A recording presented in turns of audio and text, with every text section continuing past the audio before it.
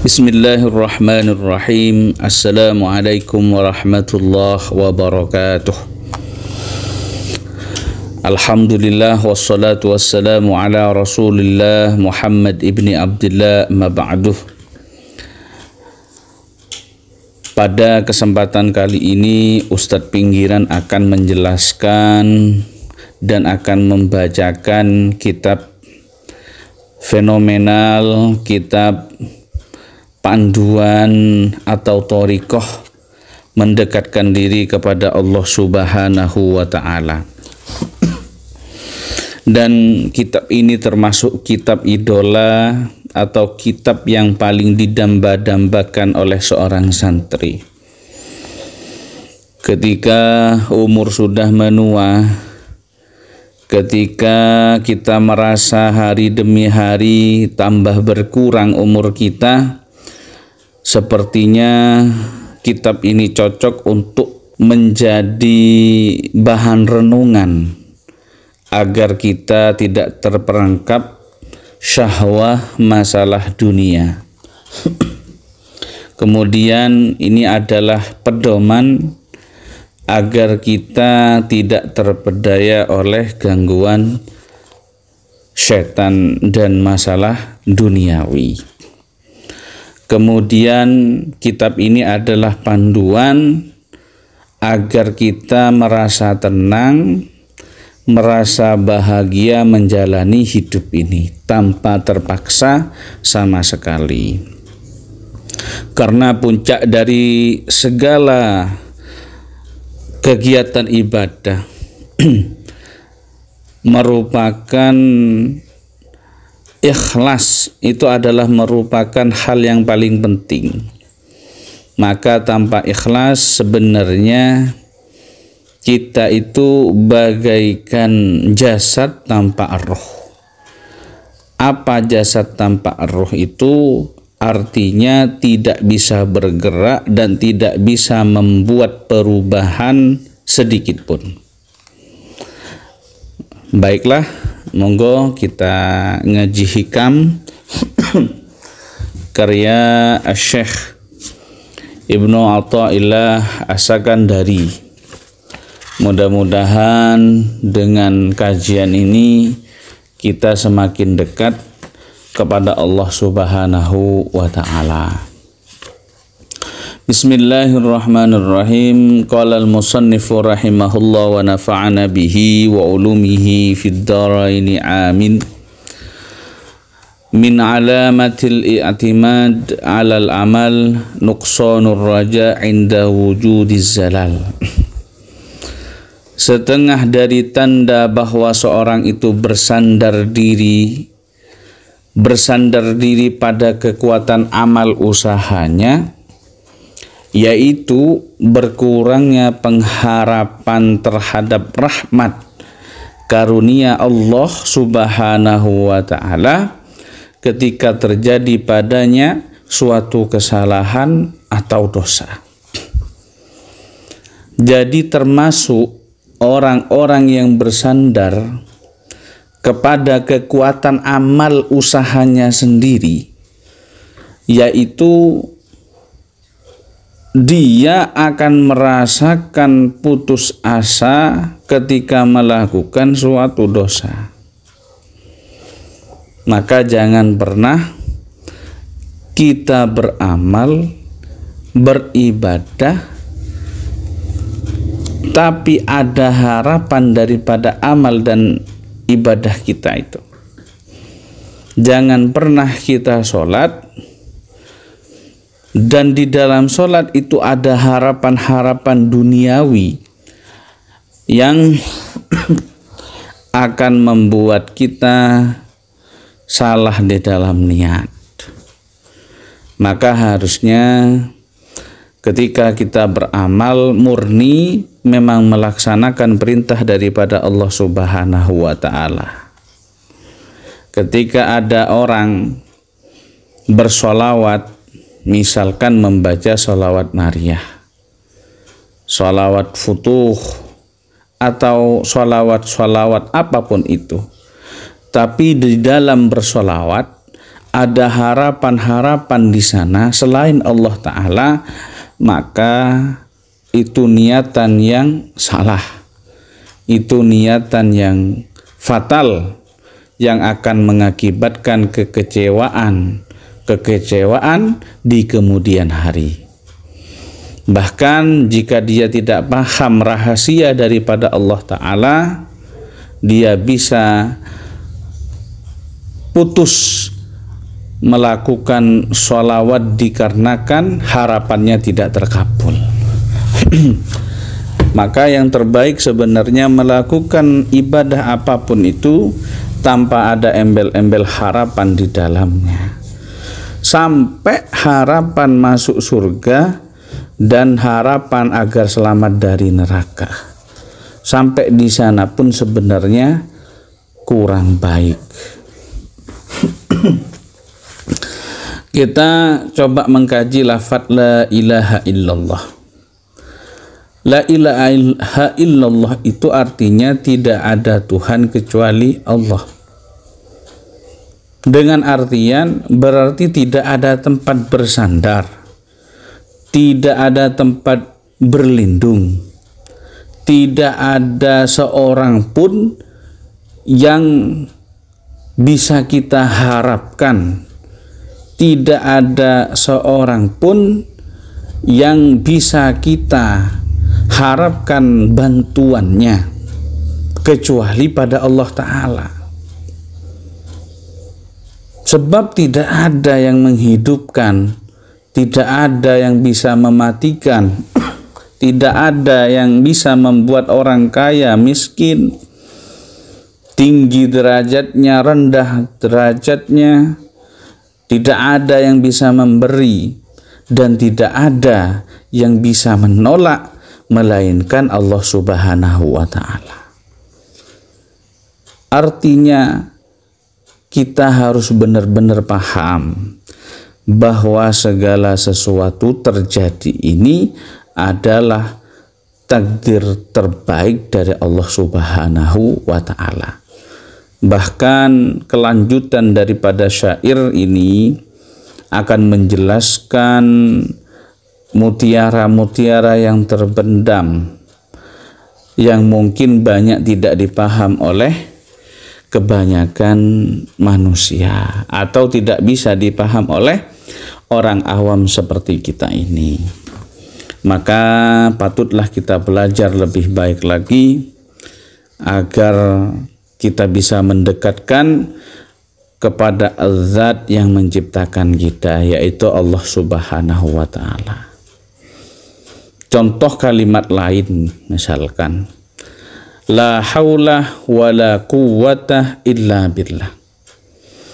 Artinya tidak ada daya dan upaya, tidak ada daya untuk mengelakkan diri dari bahaya, tidak ada daya untuk mendapatkan sesuatu, tidak ada daya agar dia selalu sehat, tidak ada daya kekuatan untuk berbuat amal kebaikan.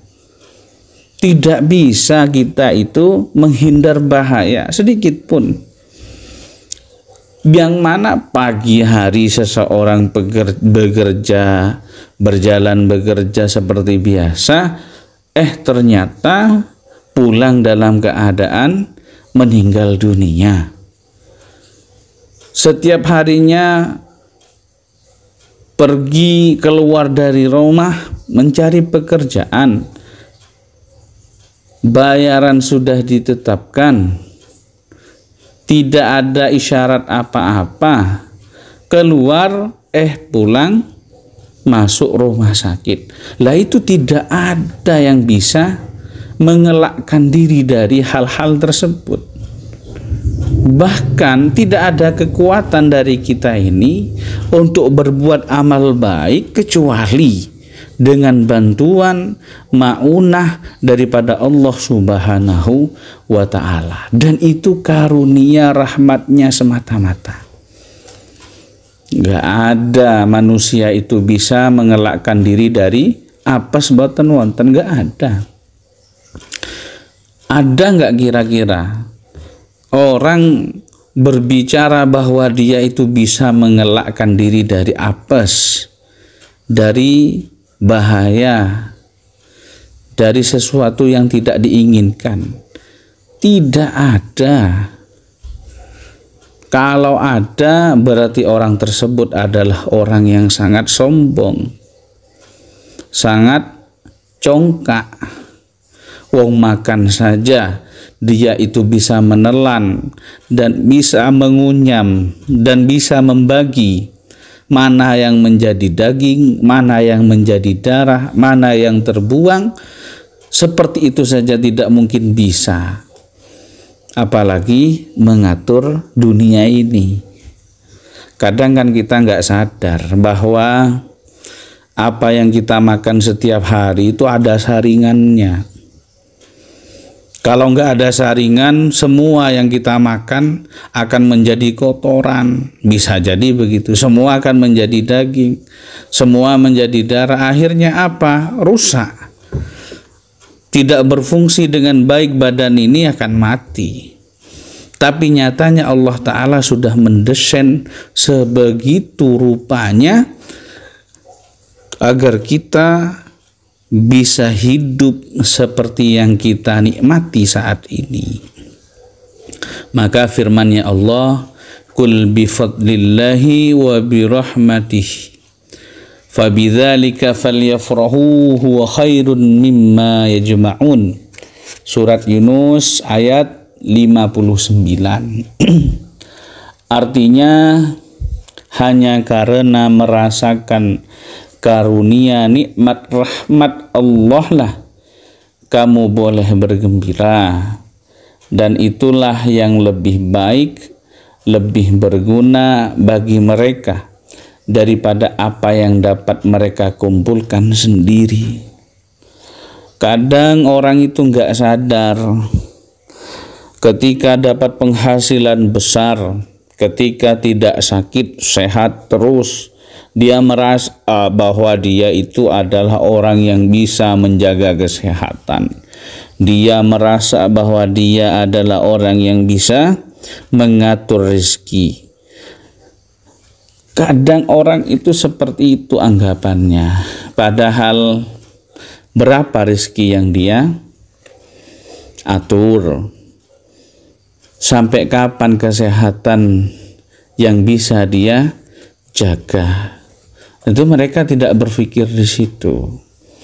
Banyak olahragawan setiap pagi olahraga, menjaga kesehatan, menjaga pola makan, meninggal dunia seketika itu. Ini bukan dongeng, fakta. Kita itu tidak bisa dengan minum obat terus sehat boten sakit, tidak bisa. Yang hanya bisa kita lakukan adalah usaha, dan usaha pun itu sudah dari Allah Subhanahu wa Ta'ala. Maka intinya kita semua, ke aktivitas kita, kehidupan kita kembalikan kepada Allah Subhanahu wa Ta'ala. Ketika ada seseorang misalkan bersandar pada amalnya, lupa pada karunia rahmat Allah Subhanahu wa Ta'ala, lupa bahwa Allah lah yang memberi taufik, memberi hidayat, memberi mau'unah, maka dia sebenarnya sombong, merasa sempurna sudah, merasa hebat, tidak perlu pada Allah Ta'ala. Dan itu terjadi pada iblis. Jangan sampai kita seperti iblis yang merasa dia sudah sempurna. Jangan pernah ada kata-kata ana khairun minhu, saya lebih baik daripada dia, karena perkataan itu adalah perkataannya iblis. Maka kita harus waspada dari apa yang kita amalkan selama ini. Sedangkan kita sebenarnya harus bertauladan pada Nabi Sulaiman alaihissalam, yang mana ketika menerima nikmat karunia Allah, ketika mendapat istana Ratu Bilqis, beliau bersyukur kepada Allah yang terdokumentasi dalam firman Allah Ta'ala, hadza min fadli rabbi liyabluwani aashkuruh am akfur wa man syakara fa innama yashkur li nafsi wa man kafara fa inna rabbi ghaniyyun karim. Surat An-Naml ayat 40. Ini adalah tauladan daripada Nabi Sulaiman alaihissalam. Beliau itu adalah raja dan beliau itu terkenal sakti, mandraguna dan luar biasa. Tapi ketika beliau itu mendapatkan istana Ratu Bilqis atau Bilqis, beliau mengatakan hadza min fadli rabbi. Artinya ini semata-mata dari karunia Tuhanku untuk menguji padaku, kata beliau, apakah aku bersyukur, apakah aku berterima kasih, atau bahkan saya kufur, lupa pada Allah Subhanahu wa Ta'ala. Maka siapa yang bersyukur, maka syukur itu untuk dirinya sebenarnya. Dan siapa yang kufur, maka Tuhanku zat yang terkaya, lagi pemurah, tidak punya hajat sedikit pun dari makhluknya. Bahkan makhluk yang berhajat kepada Allah Subhanahu wa Ta'ala. Allah tidak butuh sama sekali terhadap amal kita, pujian kita. Tapi kita inilah yang sebenarnya butuh pada Allah Ta'ala. Maka dari kajian ini kita bisa menyimpulkan bahwa jangan pernah beramal kemudian kita berharap terhadap amal yang kita lakukan itu selain tujuan untuk mendekatkan diri pada Allah Ta'ala. Karena perbuatan seperti itu perbuatan yang kurang baik, perbuatan yang kurang terpuji. Kemudian dalam hikam pada bait pertama ini musannif menjelaskan bahwa macam manusia itu ada 3. Ada makom abidin, ada makom muhibbin, dan makom arifin. Makom abidin adalah makom yang beribadah, mengharapkan surga, khawatir tentang neraka. Tingkatan yang lebih tinggi makom muhibbin, yang beribadah dengan tujuan hanya kepada Allah Ta'ala. Kemudian yang terakhir, makom tertinggi adalah makom yang merasa dia beribadah itu murni fadlah, karunia dari Allah Subhanahu wa Ta'ala.